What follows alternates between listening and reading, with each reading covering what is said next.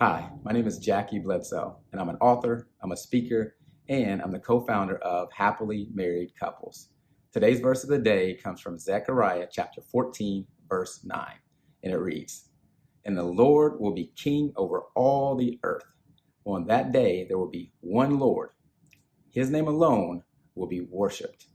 So let me paint a picture of what's going on. Zechariah is given a message from the Lord to encourage, but also challenge the Israelites. So he's speaking to the returning exiles from a period of captivity in Babylon, where they were disobedient, turned from the Lord. He allowed their enemies to come in and overtake them, and they were captive. Now they're returning, and they have a task to rebuild the walls of Jerusalem, which is a monumental task. So Zechariah has this message of encouragement, but also a message that challenges them, because rebuilding the walls is not the big challenge. It's not the big issue.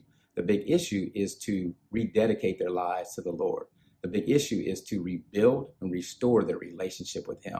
So he shares this message with them, and he tells them something that they will be familiar with. He says, on that day, and what he means by that, he's referring to the day of the Lord. The day of the Lord is the day where God's intervention into the world would demonstrate his ultimate power and accomplish his ultimate purpose. And then it also says there will be one Lord. So if God is the one Lord already, what does that mean that there's going to be one Lord? There's already one Lord. What this is referring to is a unified body of believers who have turned to the Lord, who have allowed him to reign in their hearts so that his will, his purpose can be accomplished. And so what does this say to us today? Because on that day is a day in the future or a time period. What does this mean to you and I today?